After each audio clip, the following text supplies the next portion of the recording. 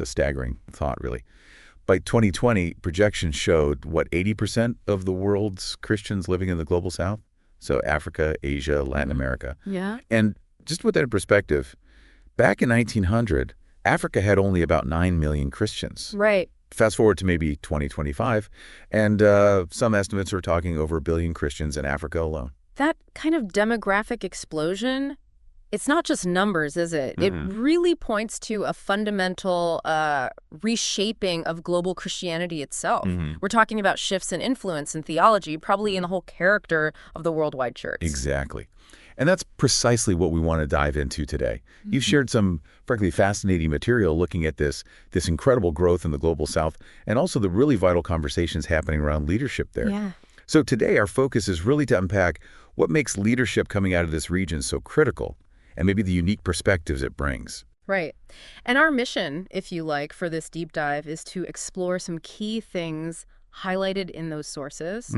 We'll look at the self-critique happening within Africa about its own leadership. Wow. Also, the kind of qualities people are really yearning for in leaders. We'll touch on, potential biases and how we even assess leadership competence. That's interesting. Yeah, and then what skills are needed for leading effectively on a global stage. And finally, this really crucial dynamic of collaboration between the global north and south. Okay, let's get right into it then. Yeah, sure. Because the material, well, it doesn't pull any punches, does it? It starts with a really honest self-assessment of African leadership. Does. It immediately puts this phenomenal church growth side by side with some really deep, persistent, and frankly, heartbreaking challenges. Yeah. HIV/AIDS, poverty, corruption, political violence, violence against women and children. It begs the question, doesn't it? With such growth in faith, why do these problems endure so strongly? Yep. And that's a central tension the sources explore. There's this palpable sense that the sheer increase in numbers of Christians hasn't automatically led to the kind of societal transformation maybe people hoped for. And that's led, quite understandably, to some serious self-reflection about the quality, the effectiveness of leadership. And it hits you right between the eyes with that quote from Chinua Achebe, the Nigerian author, writing, over 30 years ago? Yeah. The trouble with Nigeria is simply and squarely a failure of leadership. Wow. It's stark. And the material suggests that feeling isn't just about Nigeria. It kind of echoes across the continent. There seems to be this feeling of maybe lost optimism, the early independence days. You had these energetic leaders, big visions. Right. But the sources suggest a shift to something more pessimistic now, where sometimes political leaders are seen less as agents of change and more as, the material says, another burden to bear. That's a heavy phrase. It is. It shows a real shift in perception. It certainly is sobering. And the material also touches on this maybe historical tendency to point fingers outwards, blaming the legacy of colonialism or neo-colonialism today. And while obviously those external factors are real and have had a huge impact. And you can't ignore them. No, absolutely not. But the sources make this really vital point about the danger of only looking outwards. Right. The example of Robert Mugabe comes up. He consistently blamed Western powers, didn't he? But at the same time, his own regime was, riddled with internal corruption and human rights issues. Yeah. The Ghanaian economist George Aidi is quoted saying African leaders often looked only one way externally to explain crises. It really highlights the need to look inward, too. Exactly. It's about taking some internal responsibility. The material talks about how basic issues, governance, conflict, security problems, bureaucracy, corruption, how these things really put the brakes on development and progress. And it's not just political leaders. There's a really pointed discussion in the sources about the negative impact of the prosperity gospel. Yeah. And how its rise has maybe unfortunately exposed some weaknesses, some inadequacies within church leadership itself. Why is that seen as such a big problem in this context? Well, the prosperity gospel, with its focus on material wealth as the main sign of God's blessing, the sources call it a scourge. Strong word. Because it can distort the church's mission, can it? Shifting the focus from spiritual growth and serving others towards sort of personal gain. Right. And that can lead to less accountability for leaders, maybe a failure to tackle those deeper systemic problems in communities. Plus, there's a practical issue the sources mention. Even with a good vision, ministries often lack the capacity, the organizational leadership, the structures needed to actually make it happen. You really feel that deep yearning for better leadership when you read about Archbishop Desmond Tutu's visit to Kenya. Oh, that story. Apparently, hearing about all the challenges, he just cried out, "Oh, Africa, Africa, where are your leaders?" Yeah. Just that raw emotion captured in the material. It says so much, doesn't it? It really does. It captures that profound longing for leaders who can bring real transformation. Now, the sources are careful, though. They also point out this isn't like a blanket Right, criticism. it's not monolithic. Exactly. They highlight significant African leaders, past and present, who have shown incredible vision, integrity, impact. Mandela, Nkrumah in his early years, Ellen Johnson Sirleaf. Hmm. And in the church, Tutu himself, obviously, and many others within different denominations, they're vital examples of what's possible, kind of a counter-narrative. Absolutely. And that leads us nicely into the next big theme. What are the specific qualities people are looking for, yearning for, in leaders from the global south? The material digs into some key traits. First one, leaders who take responsibility. Yeah, and this flows directly from that self-critique we were just talking about. George Kennedy calls for a new type of leader. People with integrity, ability, education, yes, but also a genuine, deep concern for citizens. Mm. And crucially, he says, these leaders don't just appear, they need to be developed, intentionally nurtured. And Delano Adedevo really hammers this home too, doesn't he? Saying Africans need to step up, take ownership, even if it means personal sacrifice for something bigger than themselves. Right. And the MANI consultation movement for African national initiatives is mentioned as a practical example of African Christian leaders doing just that, taking ownership of the church's mission on the continent. So, responsibility is foundational. Then, building on that, is this need for principle-centered leadership. Absolutely crucial. The sources talk about this recurring problem of personality cults, Mm. where loyalty is to a person, not to core values. Right. So the call is for leaders grounded in integrity, in conviction, in principles that actually guide what they do. Stephen Covey's work gets mentioned here, contrasting that personality ethic, charm, technique, with the lasting impact of real integrity, real character. Yeah, exactly. And there's a really interesting example given Thabo Mbeki's quiet diplomacy with Mugabe in Zimbabwe. Hmm. The source sort of questions whether a more principled, maybe more assertive stance was needed there, even if it was diplomatically tricky. Right, principle versus expediency. Exactly. And that's contrasted with leaders like Ruben Ezemadu, who are known for their integrity even when it costs them personally. These examples make it very real. The next quality identified is prophetic leadership. Dr. Tikanbo Adaimo is highlighted here, called a modern-day prophet and scholar. What does that mean, prophetic leadership, in this sense? Well, it's more than just predicting the future. Dr. Adaimo was concerned that the amazing numbers, the growth in African Christianity, needed more spiritual depth. Wow. So his call for prophets is really a call for leaders with spiritual insight who can see beyond the immediate problems, understand the deeper issues, and crucially, speak truth to power. Even uncomfortable truths. Especially uncomfortable truths, speaking with courage and clarity. And Dr. Uzzuddin Ma'obed's work, Mobilizing for Discipleship, is given as an example of this kind of forward-looking, transformative leadership in action. Okay, then the material stresses leaders needing a strong sense of identity. That feels really important, especially post-colonialism. Hugely important. It's about overcoming any sort of lingering feelings of inferiority or cultural alienation and fostering real ownership, especially of the gospel itself. Thomas Oden's research is mentioned showing Africa's massive contribution to early Christianity. That helps counter the idea that it's just a Western import, right? It builds identity. And that connects directly to Steve Biko, doesn't it? The Black consciousness movement. His message, Black is beautiful, so powerful in challenging negative self-images and building pride in African heritage. Absolutely. And Thabo Mbeki's I'm an African speech is also cited such a profound expression of connection to the land, the history, the people. It just underlines how vital cultural identity is. And the sources rightly say, for Christian leaders, it's about holding both their national cultural identity and their biblical identity as God's people, like 1 Peter says. They aren't opposed. They should enrich each other. Okay, next up.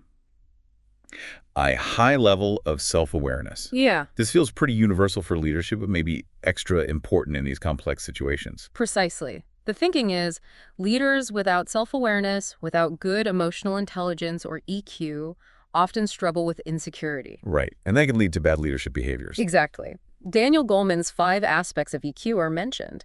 Knowing your emotions, managing them, motivating yourself, empathy, recognizing emotions in others, and handling relationships well. Knowing yourself and managing yourself is presented as just fundamental, non-negotiable, really. And finally, the last quality highlighted is sound cultural intelligence, or CQ. In our global world, that seems absolutely vital. Essential. CQ is defined as basically being able to function effectively across different cultures. David Livermore's work is mentioned, stressing how understanding cultural norms, values, communication styles, it's key for respectful, effective interaction. He makes the point that often miscommunication due to cultural differences is a bigger hurdle than technical problems. Right. And I love the shift from the golden rule, treat others how you want to be treated, to the platinum rule, treat others how they want to be treated. That really captures the need to understand diversity. Okay, this flows really well into the next major section, which is a critique of how we even judge leadership competency.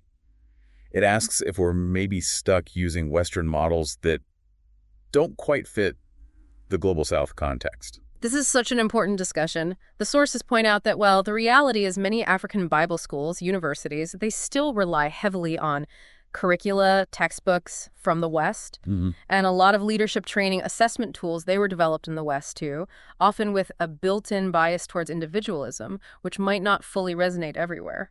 Nelson Mandela's description of traditional tribal meetings is a fascinating contrast here. Isn't it? He talked about the chief leading, but the focus was on consensus, giving everyone a voice. It wasn't majority rule, it was about bringing everyone along. A different model entirely. And he described the leader as like a shepherd, guiding from behind, not necessarily pulling from the front. Right. It challenges the assumption that the sort of typical Western, strong manager directive style is the only way to be effective. The source mentions a leader who gets great results by empowering, by persuading, not by being that assertive manager type. And the African concept of Ubuntu comes up here too. Yes, Ubuntu. Roughly, I am a person through other human beings. It's this deep value placed on community, interconnectedness, collective well-being over pure individualism that naturally shapes leadership expectations. And there's the Gilobe Project, that massive study on leadership across cultures. Its key finding: leader effectiveness is highly contextual. So what works in one place might not work the same way somewhere else. Exactly. Michael Hopp, analyzing the Gilobe data, noted that while some traits like trustworthiness, honesty are valued everywhere, how they're expressed varies a lot culturally, and other traits are valued very differently depending on the culture. So it just underlines the need for flexibility, for cultural sensitivity when we're looking at leadership competence globally. So if we need to look beyond just a Western template, what are the competencies that leaders, particularly from the Global South, need to lead well in this global arena? Well, Wendy Luhabi's comment about Black people in South Africa often having to work twice as hard, that sadly resonates for many non-Westerners globally. Yeah. So one key competency is just deeply understanding how global organizations, how the world system actually works. You know, the unwritten rules, decision-making, power dynamics, hidden values. How do you develop that? The material suggests cultivating global thinking through cross-cultural experiences, travel,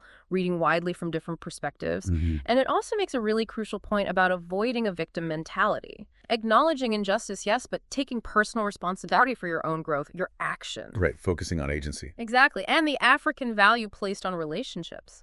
That's highlighted as a potential strength in global collaboration. Jim Collins' good to great ideas are mentioned too, particularly fierce resolve and humility. Those seem vital for navigating global complexities. It takes courage, taking calculated risks, and really overcoming any internalized sense of being second class. The idea of developing more African resources, knowledge, training institutions is mentioned too, as a way to level the playing field, build pride. Yes, absolutely. And there's a great point about needing to operate outside your cultural comfort zone. That requires real self-security, a genuine desire to understand how others see the world, how they lead. Communication comes up again too, doesn't it? It does. Communication styles common in some African contexts, perhaps more indirect, nuanced, might need adapting for global settings where directness is often expected. So building confidence and clarity in global communication is key. Also understanding power dynamics, not being naive in tricky situations. And interestingly, the sources suggest that maybe the high tolerance for ambiguity often found in African cultures could actually be a real advantage in our messy, uncertain, globalized world. That's a fascinating thought. Okay, all of this brings us to the final, but maybe the most critical point, playing nicely with others. Collaboration, partnership in a global church. Right. Kishore Mahbubani's argument in The Great Convergence is powerful. He talks about the West historically not taking the other 88% of the world, seriously in global bodies like the UN Security Council, IMF, World Bank. Hmm. And it raises the question, with Christianity's demographics shifted so dramatically, could a similar imbalance exist in the church world? Is the Global South's voice truly heard proportionately? President Obama's call for the U.S. to be a partner, not a patron, to Africa feels relevant here. Very relevant. And Paul Borthwick talks about partnership being an overused word. He suggests we need new models, truly relational ones, redefining roles, economically responsible ones, using money fairly, ones focused on longevity, and spiritually grounded ones based on servanthood. It really comes down to listening, doesn't it? Truly listening to perspectives from other cultures without jumping to conclusions. Absolutely. Ruth Padilla DeBorist has this powerful call for churches in privileged positions to actively learn from those on the margins, those without power, and to practice radical hospitality. That's real partnership. So ultimately, the sources are saying for effective global collaboration, Christians from the Global South need to engage as genuine equals with Westerners. Yes, fostering unity, mutual respect, a shared sense of purpose, recognizing the unique gifts and contributions everyone brings. So bringing this all together, this deep dive really highlights that the amazing growth of Christianity in the Global South isn't just about numbers. Not at all. It demands strong, culturally savvy, principled leadership from the region leadership Yeah. that offers vital new perspectives to the whole global church. We've seen the importance of self-awareness, cultural intelligence, navigating global dynamics responsibly, not as victims, Mhm. and the absolute need for genuine partnership, mutual learning, real respect between North and South. It's essential. So on that note, here's a final thought for everyone listening to maybe chew on. Considering the sheer number of Christians now in the Global South, how might its leadership uniquely shape theology, mission, ethics, the priorities of the global church in the coming years? Yeah. And maybe, what does it mean for each of us in our own situations to really engage with these huge shifts? It's a question that definitely invites some deep reflection, doesn't it? And ongoing engagement. Thanks for taking this really important deep dive with us today.